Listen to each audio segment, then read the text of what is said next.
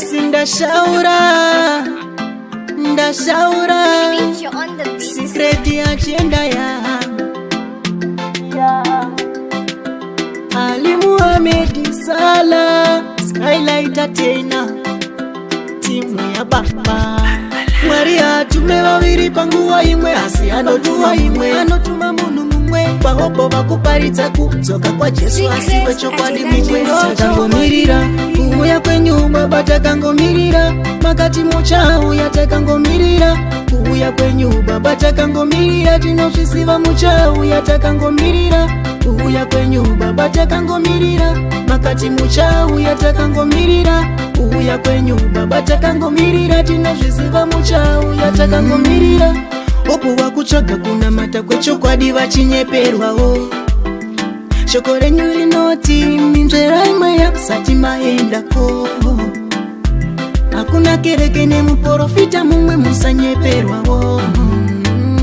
chipo chekuparidza nekuprofita kusi kutumwawo takangomirira kuuya kwenyuma batakangomirira makati muchauya takangomirira kuuya kwenyuma batakangomirira tinosvisiva muchauya takangomirira kuuya kwenyuma batakangomirira makati muchauya takangomirira kuuya kwenyuma batakangomirira tinosvisiva muchauya takangomirira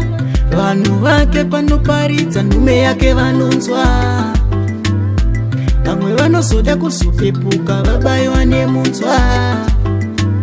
vasiri vake ngirosi ikaburuka neshoko awambunzwa teerera zvinoreva mweya pakereke nekuti zvokuyangomirira kuuya kwenyuma batakangomirira makati muchauya takangomirira kuuya kwenyuma batakangomirira tinosvisiva muchauya takangomirira kuuya kwenyuma batakangomirira makati muchauya takangomirira kuuya kwenyuma batakangomirira tinosvisiva muchauya takangomirira opo wakutsvaga kunamata kwechokwadi vachinyeperwawo shoko renyu rinoti minzvera imwe yakusati maendako hakuna kereke nemuprofita mumwe musanyeperwawo chipo chekuparidza nekuprofita kusi kutumwawo takangomirira kuuya kwenyuma batakangomirira makati muchauya takangomirira kuuya kwenyuma batakangomirira tinosvisiva muchauya takangomirira kuuya kwenyuma batakangomirira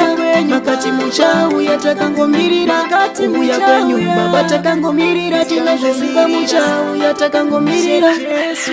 akati achatsoka